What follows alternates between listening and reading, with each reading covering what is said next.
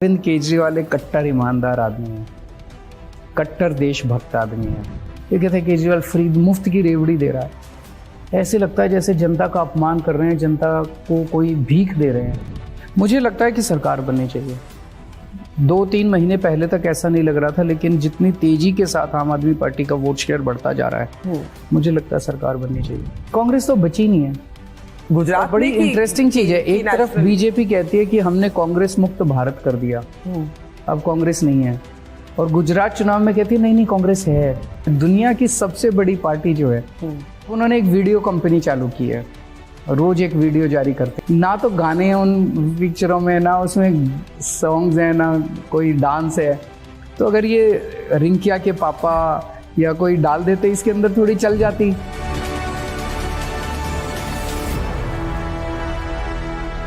एक तरफ गुजरात का बड़ा इलेक्शन तो दूसरी तरफ दिल्ली में एमसीडी के चुनाव, और दोनों ही जगह आम आदमी पार्टी का दावा है कि जो नतीजे आएंगे, रिजल्ट आएंगे, वो ड्रामेटिक होंगे और वो उनकी पार्टी के लिए बहुत सक्सेसफुल रहेंगे। आइए मोजो स्टोरी में स्वागत करते हैं दिल्ली के मुख्यमंत्री और आम आदमी पार्टी के नेता अरविंद केजरीवाल का। नमस्कार Arvind, always a pleasure to talk to you. मैं आपसे पूछना चाहूंगी, दो कैंपेन आप मैनेज कर रहे हैं, दिल्ली और गुजरात, दोनों ही बड़े और इंपॉर्टेंट चुनाव है। इसमें जो भी होता है नेशनल पॉलिटिक्स पर इसका इम्पैक्ट होगा। तो कितना मुश्किल रहा है कि 2 कैंपेन्स मैनेज करना?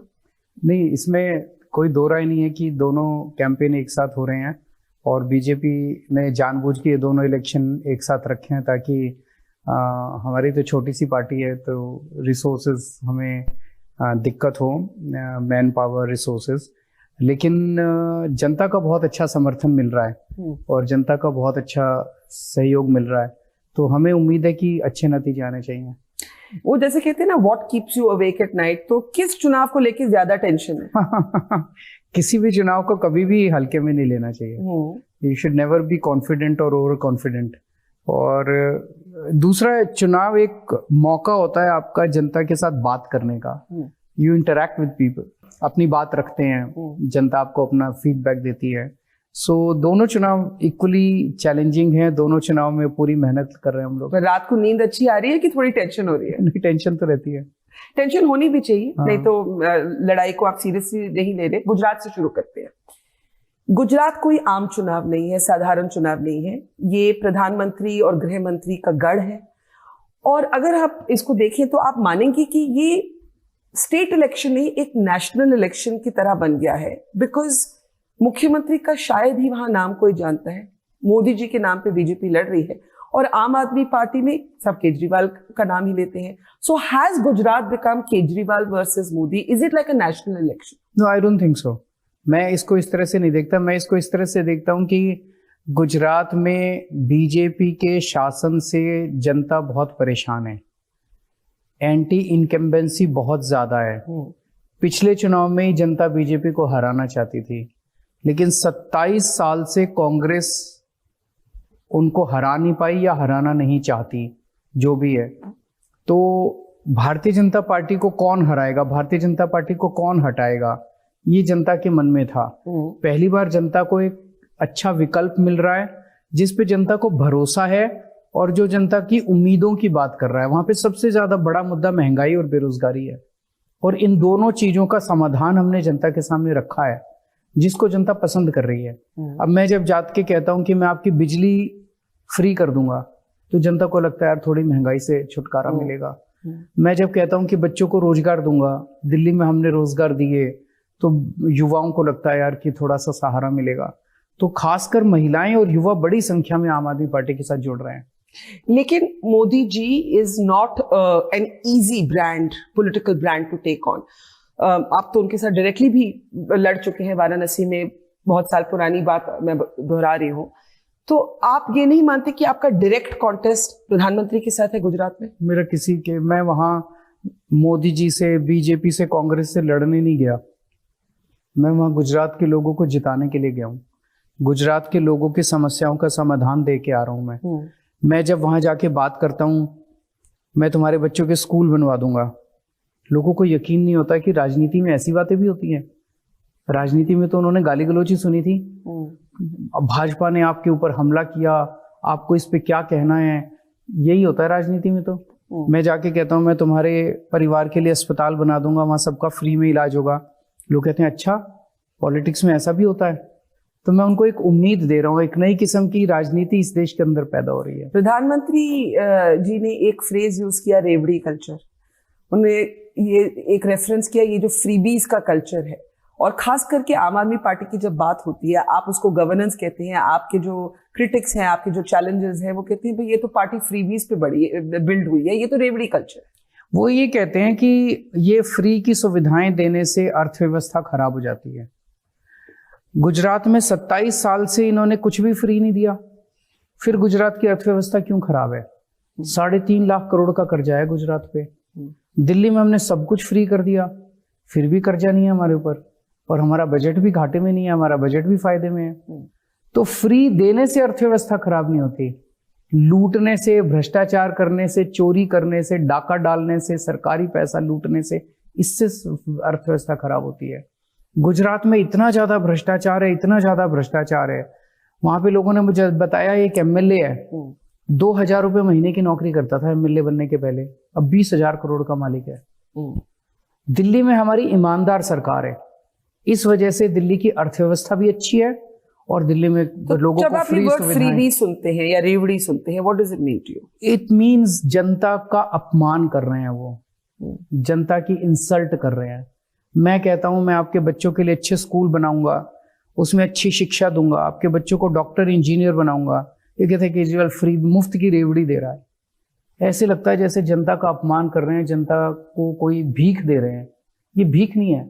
इस देश के अंदर पैदा होने वाले हर बच्चे का ये अधिकार है कि उसको अच्छी शिक्षा मिले, चाहे कितना ही गरीब क्यों ना हो। इस देश के अंदर पैदा होने वाले हर इंसान का अधिकार है कि उसको अच्छा इलाज मिले अगर बीमार हो तो, चाहे कितना ही गरीब क्यों ना हो। ये फ्री भी नहीं है। फ्री की रेवड़ियां तो नेताओं को मिलती है। इनके बच्चे बीमार होते हैं तो अमेरिका में जाके फ्री में इलाज करा के लाते हैं, वो सही है। और जनता को अगर मैं कह दूं तुम्हारे बच्चों के लिए फ्री अच्छा अस्पताल बनाऊंगा, कहते नहीं, जनता को नहीं मिलना चाहिए, बस नेताओं को मिलना चाहिए। ये क्या बात है? चलिए let's look at the math. Gujarat में एक 3-वे कॉन्टेस्ट हो रहा है, कांग्रेस, आम आदमी पार्टी और बीजेपी। आपको लगता नहीं कि क्या इस 3-वे कॉन्टेस्ट में फायदा सिर्फ एक पार्टी को है, वो है बीजेपी? क्यों? क्योंकि अगर आप और कांग्रेस, फॉर थ्योरी से, अगर आप एक तरफ आ जाते तो शायद बीजेपी को बहुत सीरियस चैलेंज पड़ता। नहीं, बीजेपी को कोई क्यों वोट दे? मैंने जनता से पूछा, जनता आपस में ही कह रही है बीजेपी को क्यों। 27 साल दे लिया, उन्होंने जो करना था कर लिया, अब बीजेपी को क्यों वोट दें? केजरीवाल को वोट दोगे तो 1 मार्च से फ्री बिजली मिलेगी, बीजेपी को वोट दोगे तो कुछ नहीं मिलेगा, कांग्रेस को वोट दोगे तो कुछ नहीं। सीधा मैथ्स है। अगर केजरीवाल को वोट दोगे तो अच्छे स्कूल मिलेंगे, अच्छी शिक्षा मिलेगी, अच्छे अस्पताल मिलेंगे, रोजगार मिलेगा। बीजेपी को और कांग्रेस को वोट देके क्या मिलेगा? तो सारे बीजेपी और कांग्रेस के वोटर भी हमें वोट दे रहे हैं, उनको कोई क्यों वोट देगा? But are you upset that the Congress is fighting? वो अपना ही कोई अकेले, वो कहते हैं ना एकला चलो, वो अपने ही रास्ते में है। कांग्रेस तो बची नहीं है गुजरात। बड़ी इंटरेस्टिंग चीज है, एक तरफ बीजेपी कहती है कि हमने कांग्रेस मुक्त भारत कर दिया, अब कांग्रेस नहीं है, और गुजरात चुनाव में कहती है नहीं नहीं कांग्रेस है, कांग्रेस है। कांग्रेस को जिंदा रखने के लिए बीजेपी पूरी कोशिश कर रही है।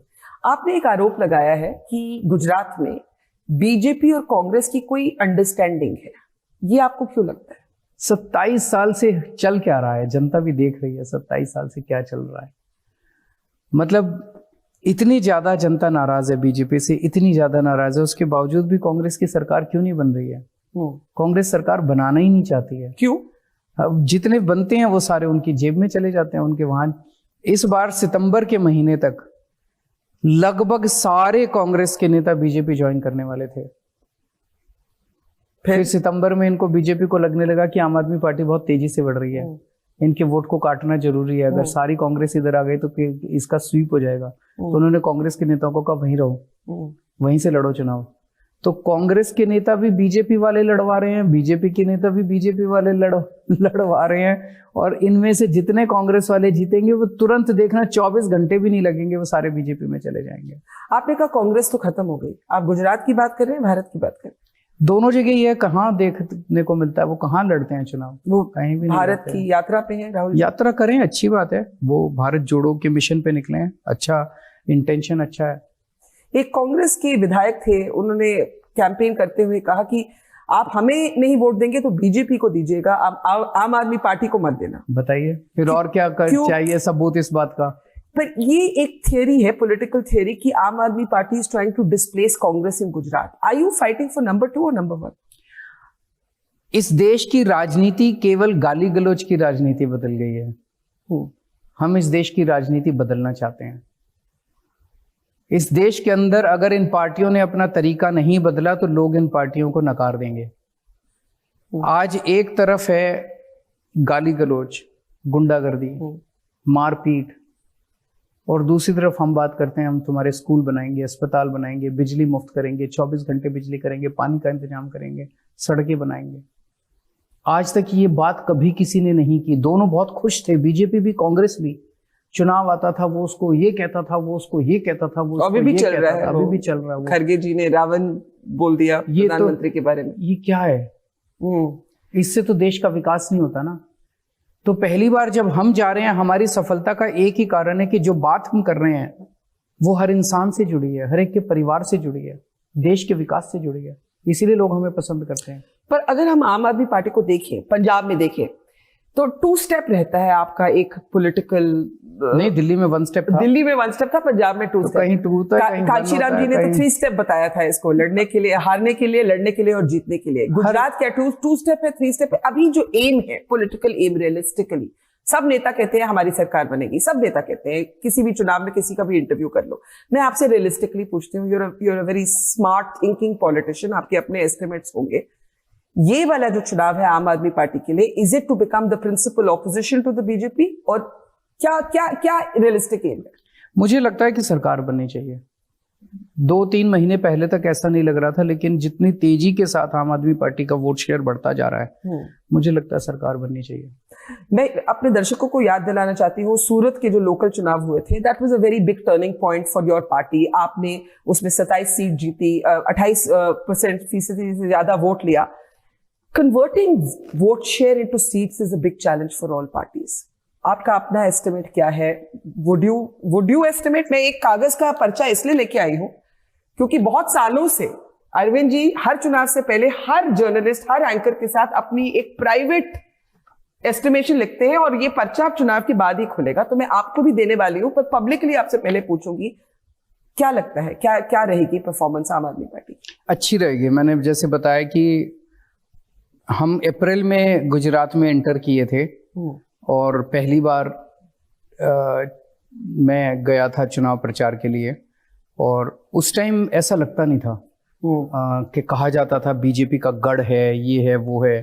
लेकिन जैसे जैसे समय बीतता गया, धीरे धीरे परत खुलती गई, और पता चला कि जनता बहुत ज्यादा नाराज है बीजेपी से, बहुत ज्यादा, और जनता बदलाव चाहती है। और जनता उससे भी ज्यादा नाराज कांग्रेस से है, क्योंकि कांग्रेस विकल्प नहीं है। सब कहते हैं, गुजरात का बच्चा कहता है कि कांग्रेस बीजेपी की जेब में है। तो आम आदमी पार्टी को लोग एक विकल्प के रूप में देख रहे हैं, एक उम्मीद के रूप में देख रहे हैं कि आम आदमी पार्टी आएगी। तो सब बदलाव चाहते हैं कि एक बार तो उखाड़ के फेंको यार, 27 साल बहुत होते हैं। So change. ये है कागज एंड ये है पेन, और ये पर्चा हम खोलेंगे, चुनाव के नतीजे आ जाते हैं उसके बाद, और फिर देखेंगे कि क्या होता है। This will remain private till after the elections. तो इस पे अभी हम नहीं दिखाएंगे इसको कैमरा पर। लेकिन अरविंद जी की एक बड़ी यूनिक एक ये ट्रेडिशन रहती है, जिसके साथ ये इंटरव्यू करते हैं, ये अपना एक प्राइवेट एस्टिमेट देते हैं, सिर्फ अपनी ही पार्टी का नहीं, सारी ही पार्टीज का। तो ठीक है, तो ये हम इसको कंपेयर करेंगे जिस दिन नतीजे आ जाएंगे। दिल्ली पे आते हैं। गुजरात में तो आपने कह दिया आपको लग नहीं रहा था पहले कि सरकार बन सकती है, आज आप होप कर रहे हैं। पिछले 1 महीने से अब क्या बदला है? पिछले महीने में क्या बदला? बहुत तेजी से कन्वर्जन हो रहा है, वोट कन्वर्जन हो रहा है। लोग बहुत तेजी से आम आदमी पार्टी को उम्मीद के रूप में देख रहे हैं। बहुत तेजी से अब लोगों को खुद को लगने लगा है, जगह जगह लोग कह रहे हैं आम आदमी पार्टी की सरकार बन रही है। जब जनता कहने लगे कि सरकार बन रही है, तो ये बहुत बड़ी बात होती है। मुझे गुजरात का एक आखिरी सवाल है। मुझे याद है दिल्ली की जब आप जीते थे, you swept not once but so twice you swept handsomely. लेकिन जब मैं लोगों से बात करती थी, वो कहते थे भाई हमें नेशनल इलेक्शन में हमें मोदी जी पसंद है, दिल्ली में हमें केजरीवाल चाहिए। गुजरात में ये मॉडल थोड़ा मुश्किल है क्योंकि प्रधानमंत्री का अपना गढ़ है। क्या उससे कॉम्प्लिकेट नहीं हो जाती आपकी पॉपुलैरिटी? अभी तो लोग असेंबली चुनाव के लिए वोट दे रहे हैं and people are very clear about it. They understand that distinction. So let's come to Delhi, जहां हम हैं, जहां के आप मुख्यमंत्री हैं। क्या लग रहा है एमसीडी में 15 साल से तो बीजेपी की एक डोमिनेशन रही है, क्या बदलेगा इस बार? यहाँ भी लोग बदलाव के लिए वोट देंगे।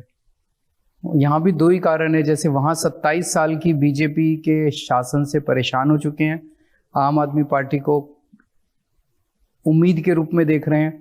यहाँ भी 15 साल में जो कूड़ा कर दिया इन्होंने दिल्ली को, भ्रष्टाचार इतना ज्यादा हो गया एमसीडी के अंदर, उससे लोग परेशान हैं और आम आदमी पार्टी को एक उम्मीद के रूप में देख रहे हैं कि इन्होंने बहुत अच्छे काम किए, जो इनकी जिम्मेदारी थी, अब ये कूड़े की जिम्मेदारी भी इनको दी जाए। लेकिन बहुत से एक तरह से एक बीजेपी की अग्रेसिव कैंपेन रही है। कोई सोचेगा नहीं कि सिर्फ एमसीडी का चुनाव है।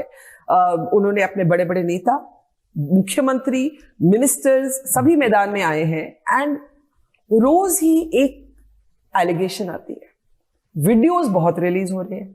इन वीडियोस के बारे में आपके पूर्व मंत्री, आपके कॉलीग सत्येंद्र जैन बार बार इंस्टॉलमेंट्स में वीडियोस आते हैं कि भाई जेल में मसाज मिल रहा है, ये हो रहा है, खाना मिल रहा है, खास ट्रीटमेंट मिल रही है। इन वीडियोस को किस नजरिए से आप देखते हैं? इनको इतने नेता बुलाने की जरूरत क्यों पड़ी? इनके 7 मुख्यमंत्री दिल्ली आए हुए हैं। योगी आदित्यनाथ जी, जयराम ठाकुर जी, खट्टर साहब, शिवराज सिंह चौहान, हेमंत बिश्व शर्मा और 2 और हैं, मैं भूल गया कौन कौन है। 7 मुख्यमंत्री यहाँ आने की क्या जरूरत थी? हमारा तो एक ही मुख्यमंत्री भगवंत मान, उसको भी बुलाने की जरूरत नहीं पड़ी हमें। पंजाब से किसी मिनिस्टर को नहीं बुलाया हमने, तो क्यों बुलाया? और इनके 17 केंद्रीय मंत्री आए हुए हैं, 17 सेंट्रल मिनिस्टर्स, बड़े बड़े लोग, अमित शाह जी, हरदीप पुरी जी, सारे। क्यों? क्योंकि काम कुछ नहीं किया। 15 साल में एक भी काम अगर कर लेते ये, तो इनको इतने मंत्रियों की जरूरत नहीं पड़ती। हमने 7 साल में काम किया, जनता खुद काम गिना रही है। कल मैं गया था वहां पे ग्रेटर कैलाश में, वहां पे मैं सड़क गली से जा रहा था, लोग खुद कह रहे थे सर यहाँ पानी नहीं आता था, पानी आने लग गया। सर वो बगल में मोहल्ला क्लिनिक आपने जो बनाया वो बड़ा अच्छा है। सर इधर वो जो स्कूल है वो बड़ा अच्छा हो गया है। सर यहाँ बिजली के बिल हमारे 0 आ रहे हैं। फिर कई औरतें मिली, बोले हम तीर्थ यात्रा करके आए थे, रामेश्वरम गए थे, बहुत अच्छा रहा। लोग खुद ब खुद काम गिना रहे हैं। हम प्रचार नहीं कर रहे, जनता प्रचार कर रही है। आपने अपने कैंपेन में दिल्ली में एक व्हाट्सएप पढ़ के सुनाया वीडियोस के बारे में। तो उसमें व्हाट्सएप में ये था, किसी रोज ये एक वीडियो निकाल रहे हैं, तो किसी ने लिखा था कि दुनिया की सबसे बड़ी पार्टी जो है उसकी दुकान दिल्ली में बंद हो गई है, उसका माल खरीदना दिल्ली के लोगों ने बंद कर दिया बिल्कुल। तो अब उन्होंने एक वीडियो कंपनी चालू की है, रोज एक वीडियो जारी करते हैं। जैसे हर फ्राइडे को बॉलीवुड की एक पिक्चर आती है, ऐसे इनकी रोज सवेरे 9 बजे एक पिक्चर निकलती है। बॉलीवुड की पिक्चर रिलीज होती है थिएटर में, इनकी पिक्चरें रिलीज होती है न्यूज चैनल्स पे। और इतनी बोरिंग और इतनी वाहियात पिक्चरें हैं कि एक शो भी नहीं चलता। 9 बजे रिलीज होती है, 12 बजे तक सारे टीवी चैनलों से। आपने शायद एडवाइस दिया कि मनोज तिवारी जी का एक गाना लगा दें उन पे। उसमें अगर ना तो गाने हैं उन पिक्चरों में, ना उसमें सॉन्ग्स हैं, ना कोई डांस है, तो अगर ये रिंकिया के पापा या कोई डाल देते इसके अंदर, थोड़ी चल जाती। इतनी बोरिंग पिक्चर है। अब 4-5 दिन से तो इन्होंने पिक्चरें रिलीज करनी भी बंद कर दी है। So you are not worried? किस चीज का वरी? ये जनता काम पे वोट देती है यार। इस तरह की नेगेटिव राजनीति, गाली देना, मैं कहता हूं मैं दिल्ली को साफ करना चाहता हूं, दिल्ली को कूड़ा हर से हटा। ये कहते हैं केजरीवाल की टांग तोड़ देंगे। मैं कहता हूं मैं दिल्ली को भ्रष्टाचार मुक्त करना चाहता हूं, एमसीडी को कहते हैं केजरीवाल की आंख फोड़ देंगे। फोड़ लो, मेरी टांग तोड़ने से और मेरी आंख फोड़ने से कोई दिल्ली का भला हो जाएगा? अरे काम क्यों नहीं गिनाते? मैं काम गिनाता हूं, तुम गाली क्यों देते हो? तुम अपने काम गिनाओ, मैं अपने काम गिना रहा हूं। इनके पास काम गिनाने को कुछ नहीं है, केवल गाली, टांग तोड़ देंगे, केजरीवाल राक्षस है, ठग है, मां ठग है। ये क्या है? चलिए, आप बहुत कॉन्फिडेंट साउंड कर रहे हैं और आपकी टीम मुझे कह रही है कि समय खत्म है, लेकिन मेरे 2 आखिरी सवाल है, बहुत जल्दी मैं पूछ रही हूँ। एक तो दिल्ली में लिकर स्कैम जिसको बीजेपी ने आरोप लगाया है, मनीष सिसोदिया का नाम चार्जशीट में नहीं आया, क्यों नहीं लेकिन आया? आज भी वो कहते हैं उनके सहयोगी को हमने अरेस्ट किया है। ये कितना बड़ा मुद्दा बनेगा एमसीडी? सबको सहयोगी बना देते हैं, सारे इनके सहयोगी हैं। हमारी कोई जान ना पहचान, कभी किसी को पकड़ लेंगे, कभी किसी को पकड़ लेंगे, कहेंगे मनीष सिसोदिया का सहयोगी। काहे का सहयोगी? मनीष सिसोदिया को कह रहे थे 10,000 करोड़ रुपए मनीष सिसोदिया ने खा लिए। अब खुद बताओ, जिस आदमी ने 10,000 करोड़ रुपए खाए, उसके घर करोड़ 2 करोड़ तो यूं ही पड़े मिल जाते हैं। ये गए मनीष सिसोदिया की रेड मारी इन्होंने, गद्दे तो फाड़ दिए, दीवारें तोड़ दी, वो फिल्मी स्टाइल के अंदर, कहीं कुछ नहीं मिला, 1 पैसा नहीं मिला। उसके बाद अब इन्होंने चार्जशीट फाइल की, कह रहे थे किंग पिन है, ऐसे लगा जैसे कोई डॉन है मनीष सिसोदिया, किंग पिन है, उसका नाम भी नहीं आया चार्जशीट के अंदर। मतलब इतना सा सबूत भी नहीं मिला, इतना सा भी। चुनाव के 1 हफ्ता पहले चार्जशीट के अंदर मनीष सिसोदिया के खिलाफ इतना भी सबूत अगर ना आए तो इन लोगों को चुल्लू भर पानी में डूब मरना चाहिए इन लोगों को। माय फाइनल क्वेश्चन, जब आम आदमी पार्टी की पैदाइश हुई, वो एक एंटी करप्शन मूवमेंट के बैक पर इमर्ज होके आई। आज अगर अरविंद जी से पूछा जाए कि आम आदमी पार्टी को क्या डिस्टिंक्ट करता है from BJP and Congress, what makes you different, what makes Arvind Kejriwal and the Aam Aadmi party different, वो आप क्या कहेंगे? अरविंद केजरीवाल एक कट्टर ईमानदार आदमी है, कट्टर देशभक्त आदमी है। ये बात कहने की पूरी भारतीय राजनीति में किसी की हिम्मत नहीं है। तो वो क्या करते हैं, वो मेरे पे कीचड़ फेंकते हैं, कहते हैं नहीं ये भी हमारे जैसा है, हम तो चोर हैं ही। वो कहते हैं केजरीवाल भी हमारे जैसा। ये साबित करते करते इनको 8-10 साल तो हो गए, अभी तक तो साबित कर नहीं पाए। So your honesty makes you different, of course, and मेरी ईमानदारी और मेरी देशभक्ति। ईमानदारी और देशभक्ति। अरविंद, ये छोटा इंटरव्यू रहा, हम उम्मीद करते हैं कि एक बड़ा कार्यक्रम आपके साथ कर पाएंगे चुनाव के बाद। जरूर। All the best and thank you for talking.